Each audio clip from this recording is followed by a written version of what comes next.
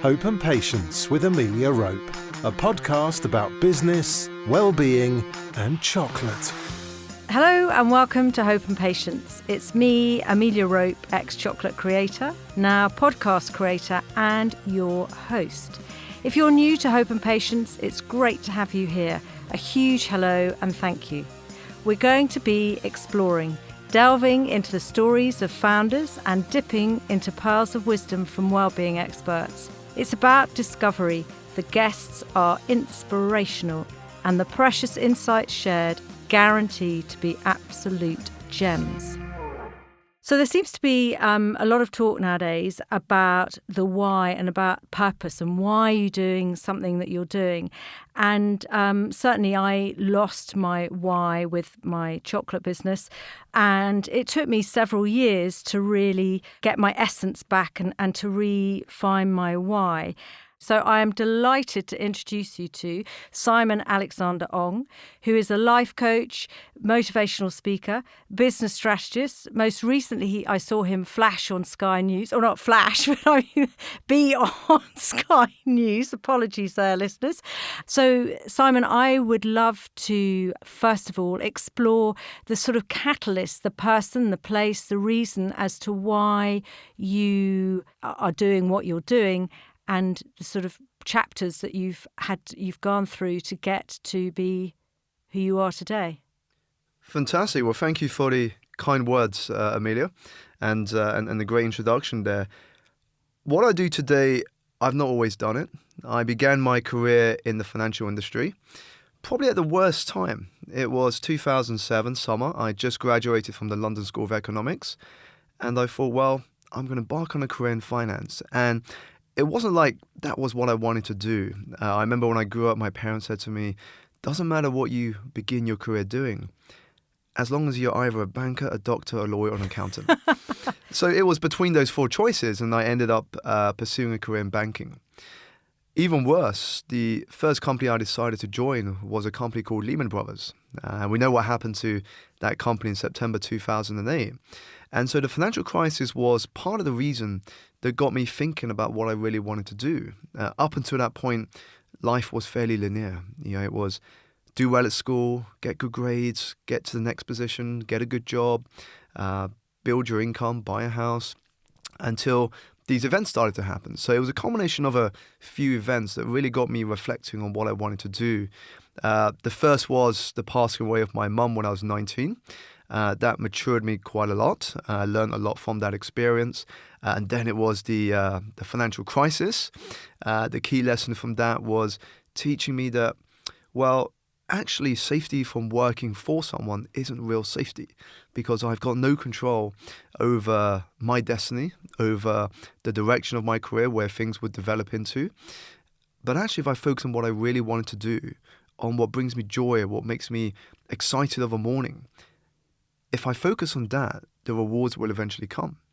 So it's really those two things that act as a catalyst to begin that exploration. And do you feel, Simon, that often finding one's why or purpose can be as a result of a loss? I mean, you talk about sadly losing your ma and also the job. Did that help guide you to find your purpose? It helped me in different ways, but I would say less so on guiding me to the why, more so in taking action, because the loss of my mum at the time really brought home how fragile life is. There's a great quote, I don't recall who said it, that says you have two lives. The second begins the moment you appreciate you only have one. And that's what matured me overnight. It was really appreciating how short life is, that this isn't a rehearsal, this is only one shot we have at it. And that experience taught me not to wait. Don't wait, because that can be our greatest antidote to regret at the end of our life, but also set us on the path to fulfillment. So it's really what those two events did, is it really pushed me towards taking action. Before that, it was always one day, maybe I'll try this at some point. There was always an interest, but there was no commitment. So I think that pushed me towards really exploring my curiosities. And I think being curious and following through with what we're curious about is one of the key ways to understand what our purpose can be. And do you think in our life, if we do have these chapters, that we have quite a few whys or purposes in our lifetime? We can. I mean, one of the things we have to appreciate is that the way I see it, a purpose isn't really a job per se. So it's not like my purpose is to be an actor or my purpose is to be a coach or a speaker. What I think purpose is something more softer. So if I give an example, over the years, I found my purpose is to educate, to inspire, to help transform people so they can live more fulfilling lives. Now, that can manifest itself in different ways. It can be done through my coaching, through speaking, through writing, through video. So that gives us the option to explore that in all our capacity. So we're not limited by exploring it in one way. But the beauty about life is it's an evolution. You might try one thing, you enjoy it for a certain period, and then because you're very curious, you're very open-minded, suddenly you might discover another area that you're fascinated by. And I think it's to avoid the pressure of thinking, is this for me? Is this what I want to do long term? But just to follow our curiosities. And it reminds me of Steve Jobs' famous Stanford University speech, in which he talks about when he was at college, he was fascinated to explore calligraphy. He had no idea where that would lead to. Would that lead to a job? Would that lead to a business idea?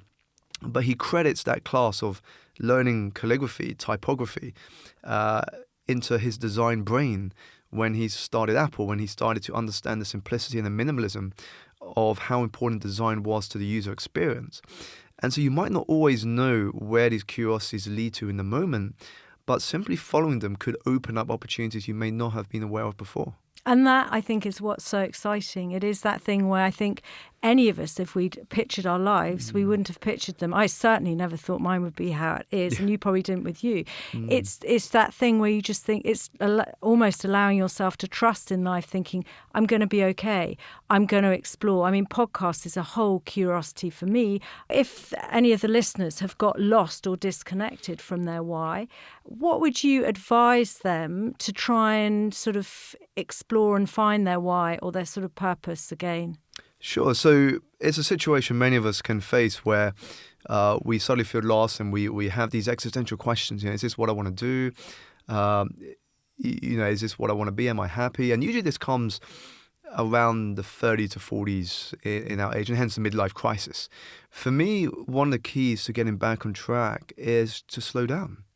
Often the reason we don't have time to really evaluate and answer these most important questions is because we get caught up in the busyness of the everyday, which is more endemic in cities. And so it's really stepping back and reflecting more. One of the key tools I've embraced, which I think has helped me to keep on track and help me to be aware, is journaling.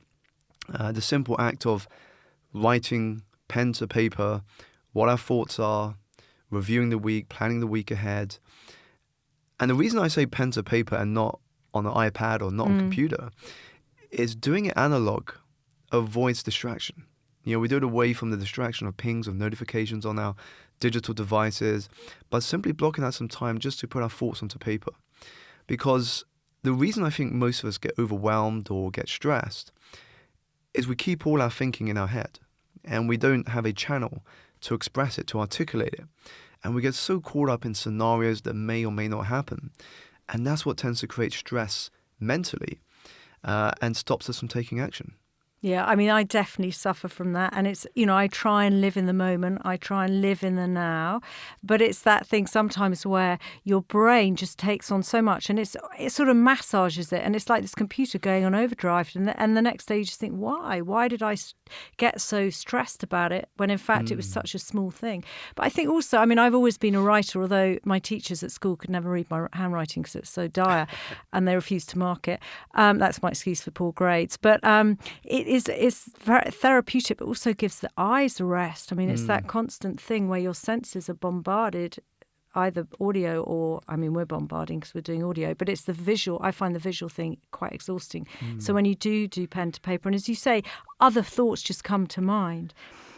Do you, talking about social media, I think that a lot of us find that we can sort of question ourselves and question possibly sort of self-doubt comes in the way that you look at people and you think, flip, they've got such a perfect life, even though you know they don't. And they've got loads of likes, they've got loads of followers, and you can sort of question your self-doubt. What do you suggest to the listeners and myself, ideas to sort of counteract that, to sort of neutralise this sort of element of self-doubt?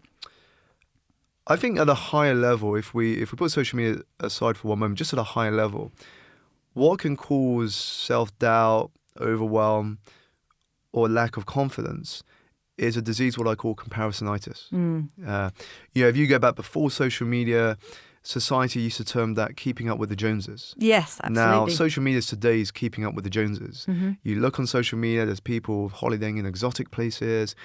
They look like they've got great bodies, they're doing amazing work, they're having so much fun, they're getting so much engagement. But the time we spend looking, thinking and analysing how they're doing all that, it's time we can spend actually building our own profile, building our own brand. And the reason why that doubt creeps in is because we're constantly comparing ourselves to other people. And that, I think, is unhealthy. I always tell my clients, tell audiences I speak with, is that the only person we should be comparing ourselves to is the person we were yesterday. And if we are better than who we were yesterday on a continual basis, even if it's just by a tiny percent, that's the most important, because it means we're making progress. So for me, it's also be aware that what people post on social media, it's rarely going to be what's really going on.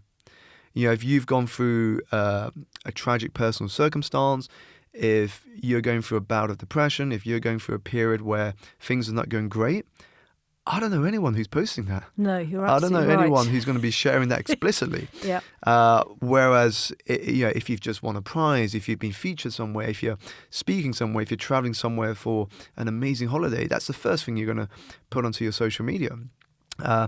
And so I think the key is just to focus on your journey. It's to focus on how you can add value. And I think the value is the most important part. Because yes, people might have likes, people might have engagement. Do keep in mind as well, and I don't know if many people know this, but in social media and technology today, you can actually buy artificial likes. You can buy artificial That's what comments. I'm discovering, which I just don't want to do. So if you see that I have a low count, it's because I don't want to buy 10,000 people. Totally. And I think if we look at it from that perspective, it's not great, because those people won't engage with you. Those people won't really buy your stuff or follow your project. You'd rather have a smaller number of people that love what you do, that will listen to what you say, that will follow the work you're doing, that become part of your community, than lots of people, but only a tiny handful who actually care about the work you do. So really for me, it's to focus less on what others are doing and focus on what can you do today to move yourself one step forwards. What is in your control today that can move you closer to where and who you would like to be? You are so motivated, or motivational with all your work. Even just listening to you now, I could just sort of keep listening for hours and hours and absorbing it all. How do you ever have a problem with your own motivation? Do you ever have those days like I had yesterday where actually I couldn't get myself into gear at all? There was just a sort of drought, and so I went out for a walk and sort of tried to open my mind again. But do you get those days where your motivation or it just sort of drops off? I do. I would say less so than I used to when I started the journey. And I think it's probably more because of the practices and habits that I embrace. As an example, I've got a morning routine I have, and that sets me up really well for the day. So beginning of every day, I'm in the gym, I'm working out, I'm running, I'm swimming or cycling. And if you're listening and you also go to the gym and you work out regularly, you'll be able to relate to the feeling that goes through your body and mind when you finish a good workout. I'm missing that. You suddenly see things clearer. Whatever challenges come to you, you feel you're able to deal with it. So that's really helped. There is obviously days where I don't feel as motivated. And that's where adaptability is key, is understanding, okay, today accept what you're feeling, because these are emotions, these are real. Accept how you're feeling in the moment and just adapt. Okay, given what I'm feeling at the moment, what's the best way for me to make use of my day? So if, for example, I usually accomplish 3 big things a day, on the day I'm not particularly motivated or the day I'm not feeling tip-top shape, I might just say one thing. What's one thing? If it's just one thing today, what can I do? Because even if it's less than what you usually do, you're still keeping momentum. Yeah, it is keeping that momentum, isn't it? I miss the gym because I broke my toe. I actually feel now that I've probably broken a bit in my foot. But I used to go to the gym a lot, and that really woke me up. And then all of a sudden, my fault, broke my toe. And I haven't really been able to get back in the gym since. So I find different ways, but that buzz that really sort of full-on exercise gives you is incredible, especially first thing in the morning. It's a real awakener. Would you say that you're an optimist or a pessimist? I would say an optimist. It's probably a natural byproduct of the work I do. I've realized over the years that one of the greatest superpowers we have is the ability to choose one thought over another at any given moment. I don't think people realize how powerful that gift is, because where stress comes from is not actually an event. It's our thinking about an event that creates stress. So if I use a simple example, if a car crashes into a lamppost, the lamppost doesn't get angry, the car doesn't get sad, but the human mind needs to attach an emotion or a meaning in order for us to make sense of what just happened. But in that, we have power. How we choose to interpret it creates our reality. So the same event for some people could be a problem. The same people for someone else could be an opportunity. The same event could be happy for some. It could be sad for others. But the meaning we choose for it then determines the action we take. And so if I choose a more positive way to view an event or look for a lesson in an event, then that lesson or that experience always becomes productive to me. So to stop our brains sort of accelerating, getting out of control, massaging the stress, we need to nip it in the bud straight off. Yeah, it's to raise our awareness. If we can be more consciously aware in the moment, and that's where often, if we look at relationships, arguments tend to happen, is because we emotionally react in the moment.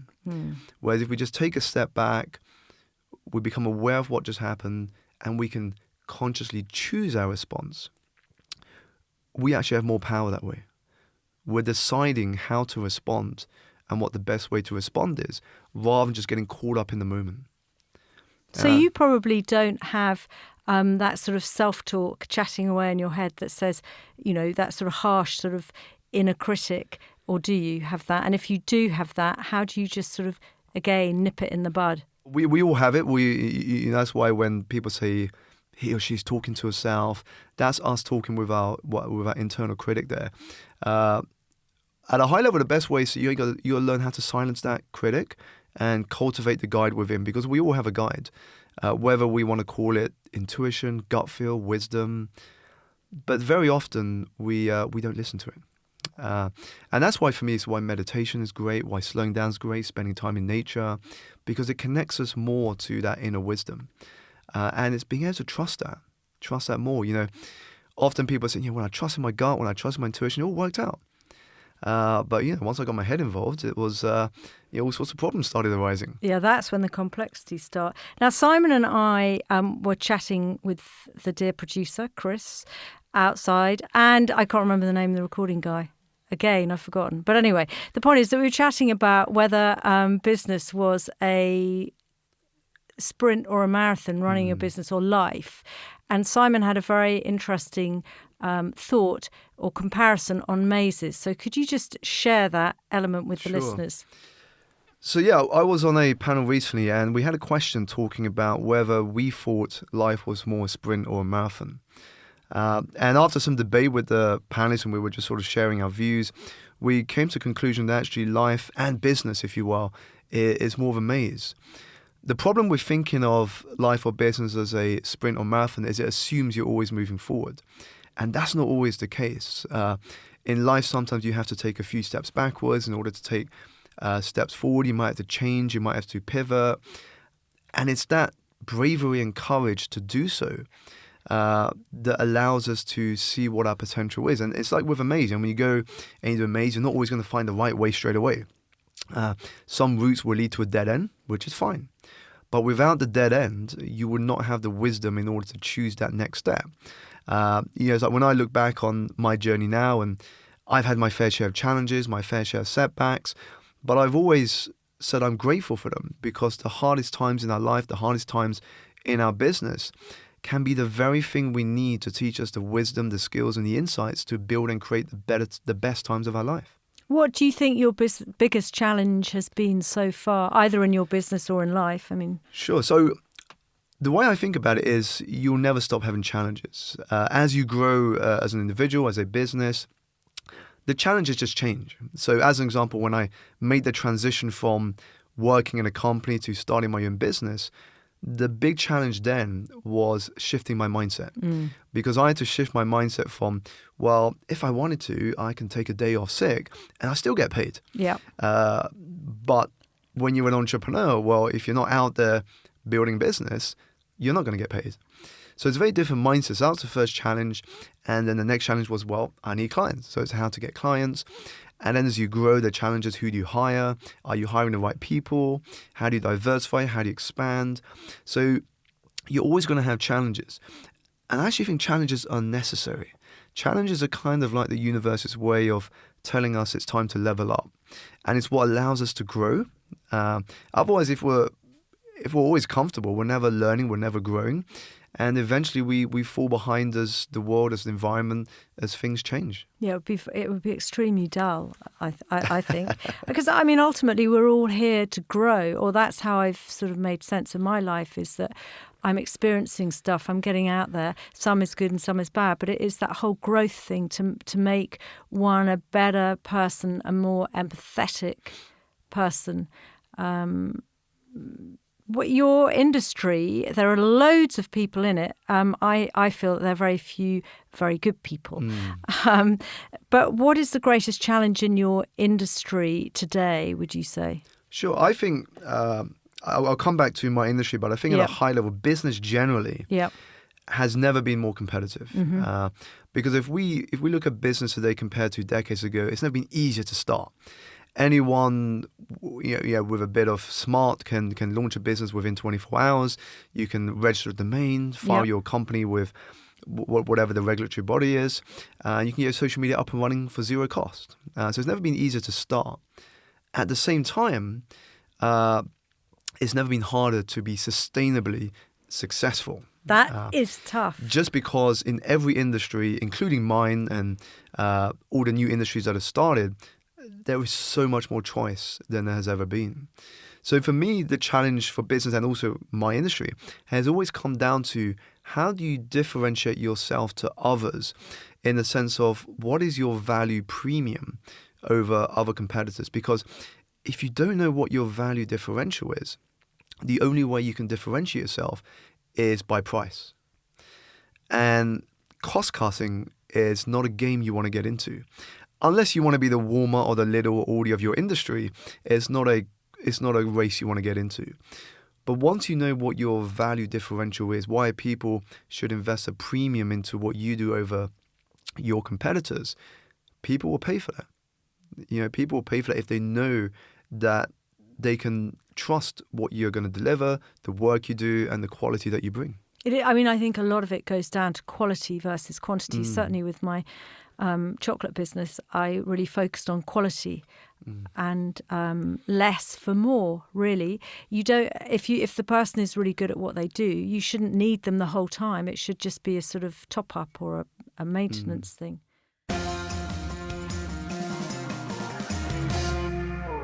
So we're now talking about chocolate. We're now heading into our chocolate break. Now, this bar has to be the most popular bar of the show in this series, which is, we're back on green and blacks, 85% dark chocolate. Like the dark chocolate. And so I'm going to open that up and pass it across to Simon to tuck into. And then I'll just tell you a little fact about green and black. So the chocolate bar is made using the Trinitario cocoa bean, which there are 3 cocoa beans. And the Trinitario is a mix between the Criolla and the Forastero bean. And the Trinitario bean originated in Trinidad. And it gives it a very spicy, earthy flavour. So Simon, quickly, why did you pick this chocolate bar as your chocolate of choice? Busy eating there at the moment. Yeah, I know. There's no time to eat. We run out of time. It's because my wife and I, we've always had green and black chocolate. And also I had the opportunity to hear in person years ago Jo Fairley's story of how she started. And that just got me more connected to the brand and and the chocolate there. So it's partly out of habit, and partly out of the fact that I've got a greater understanding of the story of Green and Blacks.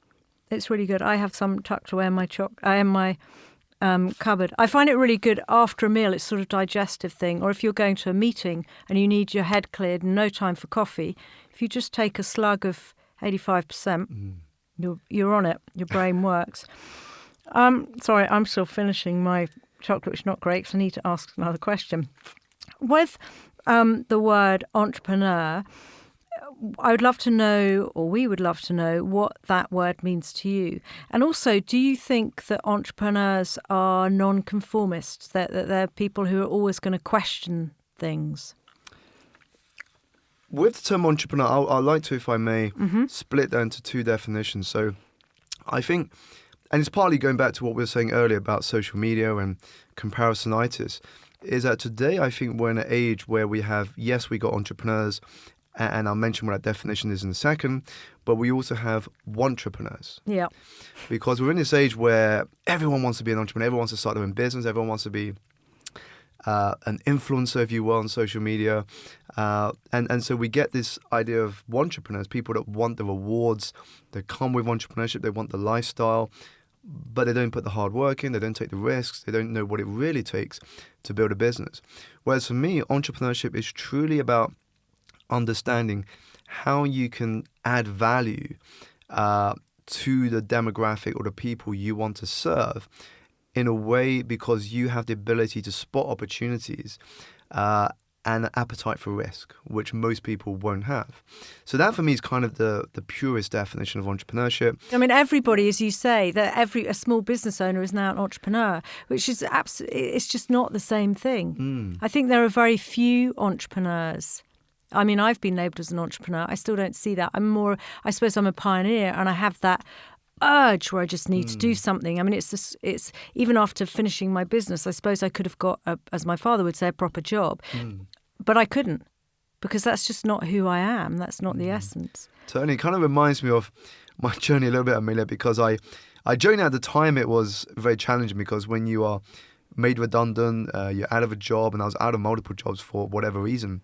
But I look back now and I joke that maybe it was the universe's sign telling me I wasn't meant to be employed. Failing my second year of university at the London School of Economics, in which I had to resit. You've been back to talk there, though. I've been back to talk there, which is really funny. It's come around full circle. Yeah. And then starting at Lehman Brothers, which went bankrupt a year after, and then moving to the next company in which that desk I was on didn't work out. So you could joke maybe I was a bad omen for the companies I joined, or that I simply wasn't meant to be an employee. Did that knock your confidence, though, at the time? I think if it was in any other time, maybe, in the sense that if I was starting earlier in that career, maybe, but because I'd experienced this early on. My first job, I was out of a job in 10 months. I didn't have anything to compare it to. So that for me was, it felt like I got time to get used to it. I had Lehman Brothers, I went to the next company, I was out. Next company, I was out. So I already had a couple of experiences under my belt. And it was actually those times where I was out, when I did take the steps back, that I'm actually grateful for them, because again, it got me the time to do that self-discovery, to really explore, is this what I want to do? Because it doesn't feel stable. And it feels there's always someone or something outside of my control that is influencing where I'm heading towards. What did your dad think about all this stuff of, sorry, Dad, I'm made redundant, or sorry, Dad, I haven't succeeded at LSE or whatever it Yeah, so he was very supportive when I sort of had to reset LSE, which was fantastic. So it was very fortunate for me that when I was out of my second to last corporate job, I took the decision not to tell him, actually, because I knew what my parents were typically like, very traditional Chinese parents, sort of very much focused on academia, sort of being in these 4 jobs I mentioned earlier. Were you born in China, or were you born over here? I was born here in the UK. Born here, yeah. So I had that mix of Western culture and sort of an Asian background. And I knew that if I told him, I would get a lot of pressure to go and get or find another job. So I decided not to tell him. I didn't really share much of it, apart from my brother, who was also living close to me, and my girlfriend at the time. And so I just decided to dip my toes into it, explore it. And it was only once I felt I started to get a bit of momentum, a bit of traction, that I then shared it on a Skype call with my dad. And it was really funny because I was thinking to myself, I'm glad I didn't share it before now, because the first words he said to me was like, so you're being a coach. I didn't remember you being good at sport. What sort of coaching are you getting? Don't you have to get qualifications to coach a football team or sports team? I remember saying to him, no, it's not that sort of coaching. It's more personal coaching. It's more sort of life coaching. Think of it as being the personal trainer to someone's mind. Until I remember a few years later, I was doing video, I was doing YouTube. I had a lot more images of the work I was doing and features. And I remember that was the time he joined Facebook. And the moment I saw he started sharing those posts and sharing in WhatsApp groups with family, I thought, knew that he's got it. He's got it. He now knows the work I'm doing, and I knew he was appreciative of that decision there. How long have you been a life coach for? I would say officially since 2014. Okay. I was starting to make the transition probably from 2012. I was probably say 2012, but officially from 2014. So he started off just doing one-to-one. And then I remember I got an invitation from one of my clients saying, I think you should speak at Barclays. I think they would benefit from the work you're doing. And from there, the speaking organically grew, and then all the other things I now do sort of just built from there. It's life coaching is incredible. The first life coach I went to, I was living in Essex, where my parents come from, and it was years ago, in my 30s, so probably 20 years ago, and it was really odd to say you were seeing a life coach. They're like, well, who could coach you on life? She was a very sweet lady, but there was a pivotal life coach. Her name was Mary, who really helped propel me into setting up my own business. And for all the lovely listeners out there, if you haven't experienced a life coach, it's the most incredible thing. It's something that really, if you're lost with tapping your essence, it can just sort of propel you. I mean, it propelled me through a series of events, through a Split Up and MasterChef and stuff like that, to do my chocolate business. And although I'm not doing it anymore, and I did lose my why at the end, it was the most phenomenal experience, and it showed me who I really was. Sometimes quite brutally. Sometimes I was like, I don't think I really like that side of my personality, but it's good. Anyway, back to you. So what are your thoughts on the word success? My thoughts on the word success is it's so often been misunderstood. I've seen it myself growing up. I've seen it in terms of how we view success in media, in terms of personalities.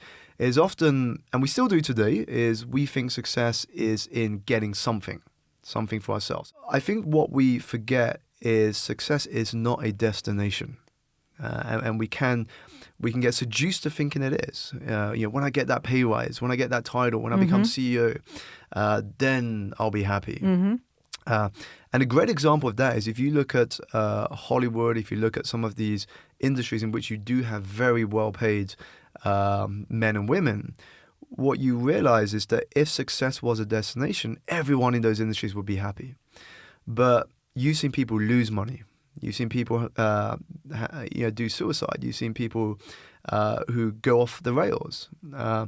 So for me, it's not a destination. And that's because very often when we see success as a destination, when we get there, what next? Yeah. We often get complacent. We take our foot off the pedal and we forgot how we got there and the work we put in to get there. So for me, success is more how we show up every day.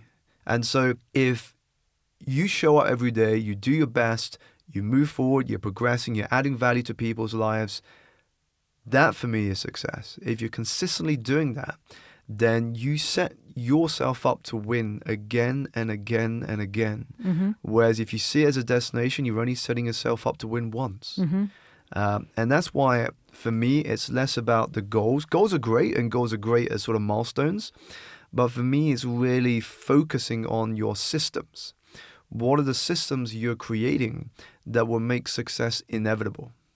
So from success leading to the word failure, what does the word mean to you? For me, it's an essential part of the success journey. I used to think, and maybe you as listeners do as well, is that failure and success were opposites. You're either succeeding or you're failing. But what I've realized over the years is that without failure, without risking failing at something, you never actually experience true success. Because whenever you do something new, by its very nature, you are going to fail. Yep. Because no new path has an instruction manual of how to go through it, how to succeed on that path. So if something happens to you unexpectedly, or you don't get what you were thinking you were going to get, perhaps a better question to ask instead of seeing it as a failure is, what is this teaching me? What is the lesson here? What else could this mean? You can either let the failure define you, or you can use it as a catalyst to move on to something greater. How amazing. I mean, they are real pearls of wisdom that we can all learn from. So onto the well-being side, which is crucial. I have to say that Simon looks extremely well, and he looks very sort of calm with life. But how and where does stress affect you, if it does? Just looping back to what I said earlier, I think stress mainly comes from our thinking of an event. When we get caught up in an event, when we enlarge an event to be bigger than it actually is, that for me is how stress gets created. So in terms of our well-being, I think it's to really focus more on the present. There's a great saying that goes, if you are living in the past, you're depressed. If you're living in the future, you're anxious. Very few of us live in the moment, live in the present. So the more we focus on the present moment and raise our awareness and be mindful, actually we realize we've got everything we need in that moment by trusting ourselves. We focus on the moment and we're able to see what we need and what the best way forward is without being attached to what may happen. Going back to goals, often we can get caught up by being too attached to outcomes. One of the things I've embraced a lot more is be less attached to outcomes and be open to everything. Have that ability to be open in any given moment and to understand. Do you have a daily ritual that is part of your sort of self-care as such? So I would classify exercise in the morning as self-care. Other activities I would also include in that is sufficient sleep. And so sufficient sleep, sufficient rest is important. I do daily meditation where possible. There's some days where obviously I can't. But when I do, I use an app called Calm, which I think is fantastic for that. And journaling. I use a bullet journal. You may have heard of the concept bullet journaling. So I bullet journal each day, which allows me time to reflect on the day, review the lessons, and plan for the day ahead. And I think that planning for the day ahead is such an important self-care ritual, actually, because if we don't plan for the day ahead, we can often get caught up in what the day will bring. But if we plan the day ahead, we wake up in the morning, we've got focus. We know what's most important to accomplish. If not, the day will run us. So would you say that you sleep pretty well? At the moment, ask me again in a couple of months after we've had our first child, it might be different. Once your little baby pops out, you may be struggling on that. Where is your favourite hideaway for you and your wife to go to where you just switch off and kick back and feel amazing? I would typically, I would say the old me would have said somewhere remote. When we were in... How long have you been married for? We met... we go back quite a while. We met in 2006. We officially started dating in 2007, and we were married in 2015. Oh, okay. So the old me would have said somewhere like Bali would be fantastic. Yes. We were there a few years ago in Ubud. But now I think we are both in a position. I think what's great is my wife and I are both into personal development, personal growth. The beauty is now we can create that same feeling anywhere we are. So in our home, in the study we have, we're quite fortunate that when we look out of our study, we've got one side that has a park, beautiful, and the other side that has sort of a river. Oh, wow. So inside the study, it's fairly quiet because of that setup. But we have some great playlists we have on Spotify. I was going to say, if you have a song that you'd like to recommend to the listener or a book as well. I'll come to the book Okay. and the song, but Yeah. yeah. So we have this Spotify playlist. It creates a great ambiance, and I'm a big fan of design.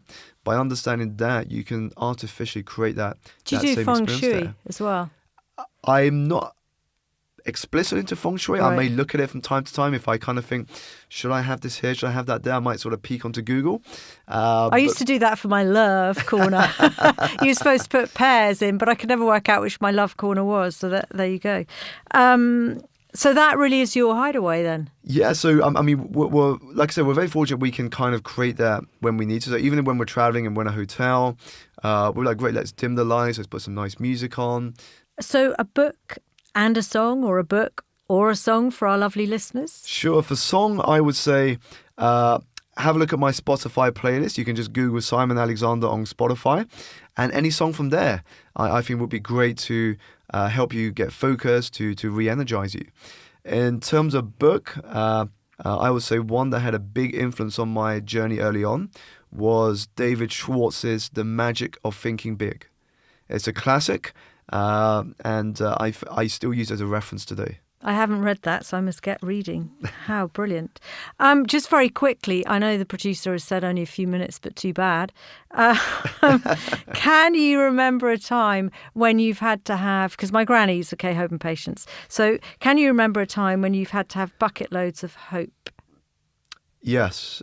So when I made the transition from corporate to what I do now, and there's a sort of a saying that comes to mind as I'm about to share this, is that the best laid plans never always work out. And so I got to a point where I couldn't balance building my coaching and having a full-time job, which was a great position to be in. So I had to make a choice, and I chose, okay, I'm going to resign. And I resigned. I came out and I had these clients. But for whatever reason, a few months down the line, some of them had to postpone, some of them moved abroad.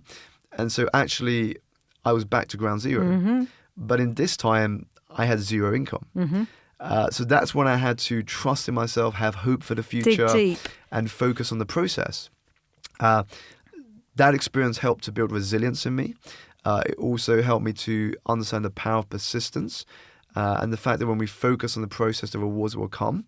And it was about 3 or 4 months when I literally had no income. So I was fortunate I had savings. I sort of built that up. But I think that was the moment when I had to have hope, when I had to trust that if I keep doing what I was doing, if I keep getting myself out there, things will eventually turn around. It would be okay. So I read about a lovely analogy this week, which was a guy called Brian Robinson on Thrive Global.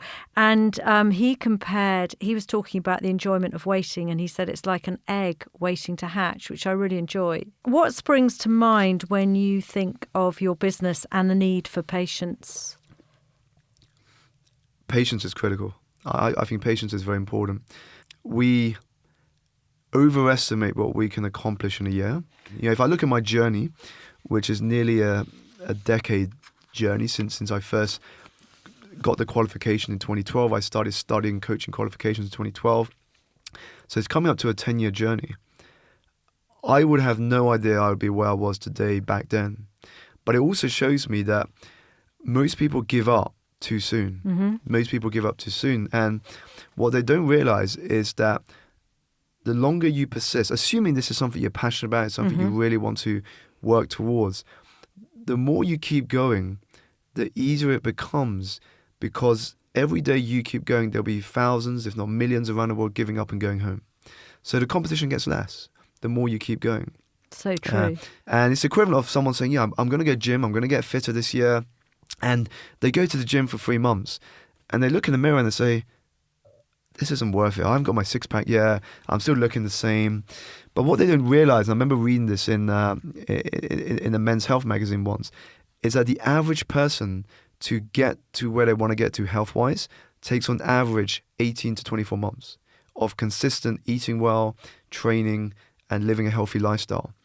I don't know many people who would, knowing that, would go, okay, I'm going to give 24 months where I go regularly exercise and eat well. So it's that consistency and patience that you're not going to get to where you want to. You don't want to get to overnight. Exactly. So, Simon, where can our listeners find you? You've got your website, simonalexanderong.com. Yep. So you can go to the website there. If you use social media, you can also follow and engage with me on Instagram, YouTube, Twitter, and Facebook. So I would like to say the hugest of thank yous, Simon. You have been just a real treat to have on the show.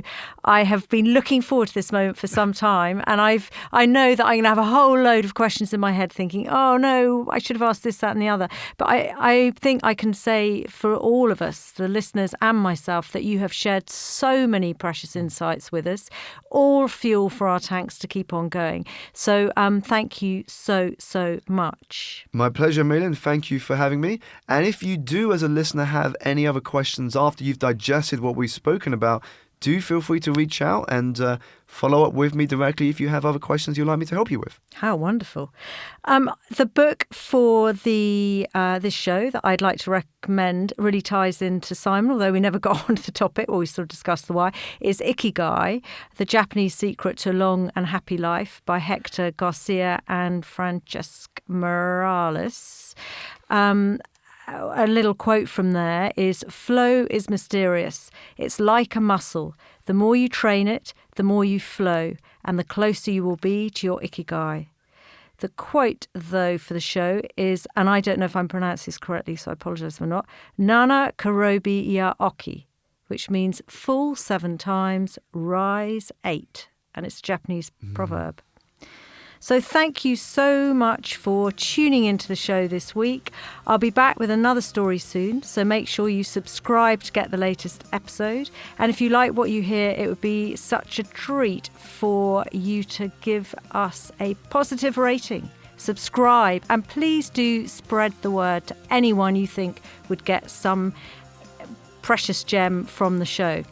I'd also love to know what you'd like to hear more of, less of, and importantly too, none of. So please let me know, as the show is here for you. So until next time, keep your sparkle and bye. Hope and Patience with Amelia Rope. Join the conversation at hopeandpatience.co.uk or find Amelia on Facebook, Instagram and Twitter @HopeandPat.